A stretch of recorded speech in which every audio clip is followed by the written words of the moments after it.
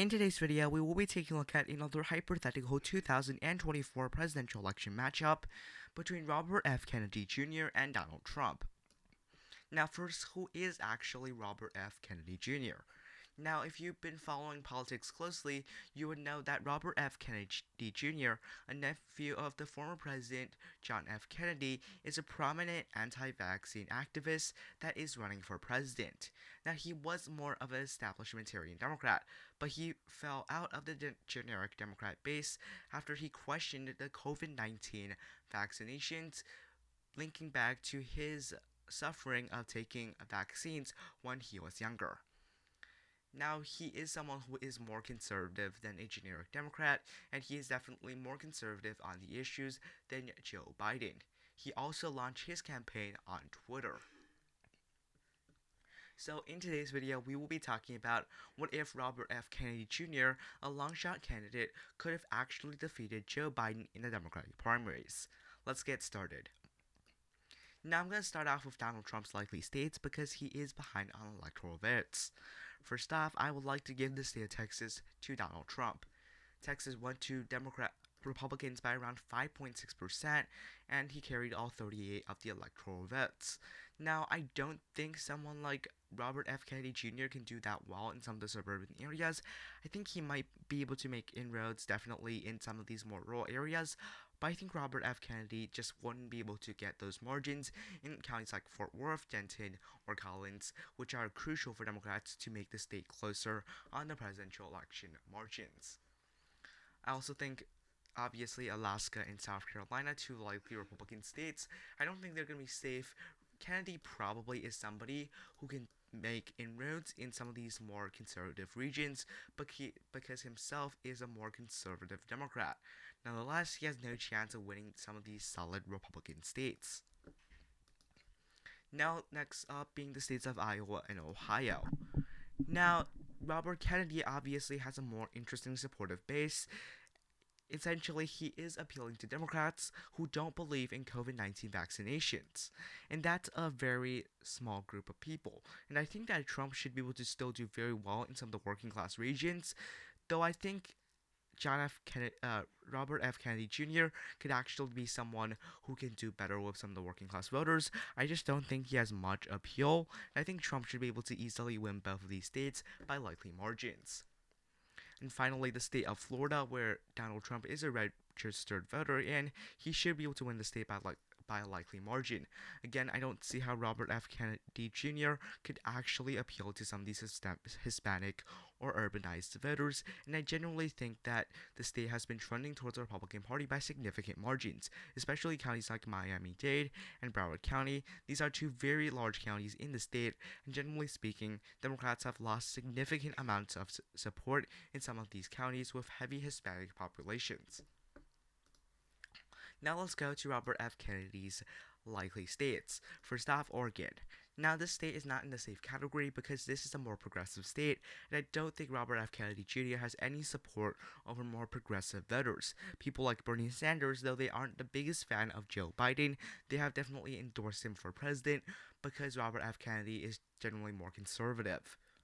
I also think that, however, he will win Colorado, New Mexico, and Virginia by likely margins. I don't think these states are very surprising. These are generally likely Democratic states. They go for Democrats by around 10 to 13 points, and generally speaking, Democrats have made inroads in areas like the DC suburbs. Though I don't think RFK Jr. could actually do that well in some of these suburban and urban regions. He should definitely be able to run up some of the margins in more conservative regions, kind of balancing out the vote count. So that would be it for the Robert F. Kennedy likely states. Now let's go to some of the lean and tilt states. First off, I would like to start off with Nevada. Now, Nevada is a very contentious state. It has a more Hispanic population. Now, I don't really know how RFK Jr. would be able to fare in some of the rural counties, or with some of the Hispanic voters in a state like Nevada. On one hand, he should be able to do very well in some of the rural areas and generally lower turnout in some of those areas, considering he is more conservative. On the other hand, I don't think he can appeal very well to voters in counties like Clark or Washoe counties. although I think he could do better with some more moderate slash conservative Democrats. Generally speaking, that is not the base Democrats are appealing to, and Hispanics, I don't know how well, again, RFK could actually really go with, and I don't think he has that Hispanic base. Thus, I'm gonna give the state to Donald Trump. Now for the state of Arizona. Arizona is a more moderate state.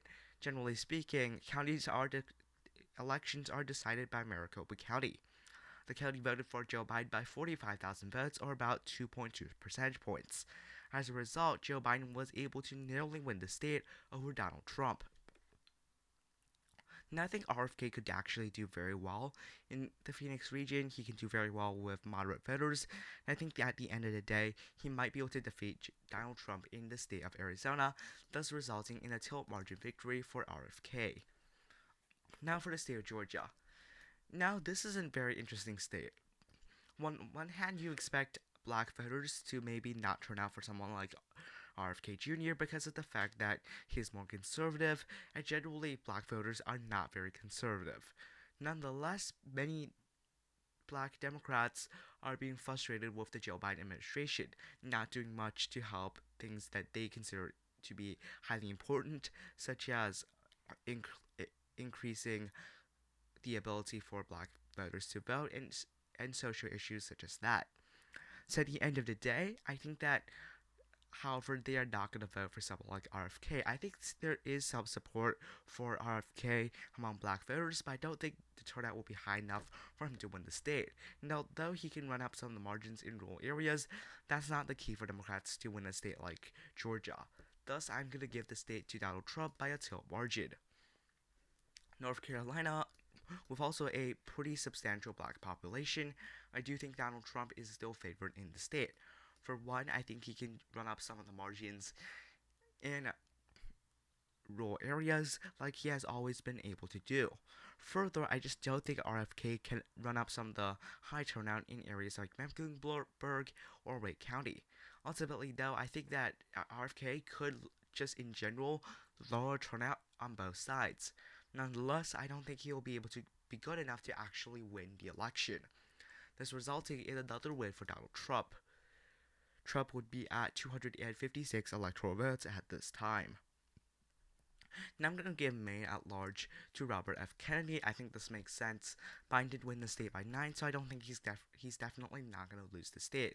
But I think Donald Trump should still be able to win Maine's 2nd congressional district. I'll also give New Hampshire's 4 electoral votes to Robert F. Kennedy Jr. This also makes sense considering that Joe Biden won the state by 7 and only lost to 2 very small counties. And although the state is generally very competitive, and the counties in the state are all generally pretty competitive, I just don't think Democrats are going to lose the state of New Hampshire, especially because in recent elections, the state has been trending blue. So yeah, that will be a lean state for Robert F. Kennedy Jr. Now for the state of Minnesota. I don't know how well he's going to do in some of the suburban voters.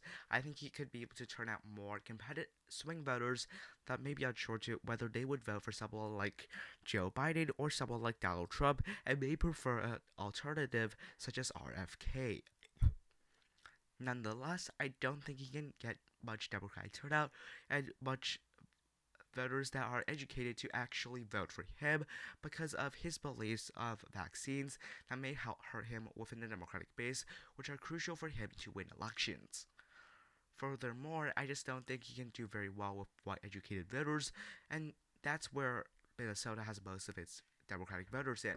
Ultimately, though, I still think RFK should be able to win by a tilt margin just because of the fact that Democrats typically have a very successful run in the state, and although the state is typically always competitive, it almost nearly always votes for Democratic candidates, as even Walter Mondale was able to carry the state despite losing all 49 of the U.S. states. Now going to Wisconsin. Again, I don't see how RFK could have some of these suburbanite appeals or working class appeals. And at the end of the day, I think Trump is favored in a state like Wisconsin. The thing about this is that RFK doesn't have a good and substantial enough appellate base. Essentially, he is appealing to Democrats who don't believe in the vaccine or more conservative Democrats and independents. Nonetheless, he needs Democrats themselves to vote for him, and he will not be able to get that turnout. And that's going to be a big problem for RFK if he wants to win the presidential election. And he's definitely not even going to win the primaries. So for Wisconsin, that's going to be the problem for RFK, and similarly in a state like Pennsylvania. Although he might be able to run down turnout in areas that are very conservative, Democrats in Philadelphia and Allegheny County are just simply not going to vote for him. And that would be a problem on how well he can actually turn out Democrats. That would be the crucial thing for RFK to win, and I don't think he's going to be able to do that, thus resulting in a narrow win for Donald Trump in the state of Pennsylvania. Now, because Democrats were able to win Nebraska's 2nd district by 7 points, I do believe RFK will be able to carry the district. And I think finally for the state of Michigan, this one could also be pretty close. For one, I think RFK is going to do very well with some of the working class conservative counties and end up lowering some of the Republican voters. And I also think that he, although couldn't appeal that well to voters in Detroit or Ann Arbor or some of these areas, I think overall he should still be able to be favored in the state because Democrats are generally expected to win the state of Michigan, thus resulting in a map like this in a potential RFK versus Donald Trump prediction. Thank you for watching this video. Be sure to like and subscribe to my YouTube channel. Thank you for watching. Goodbye.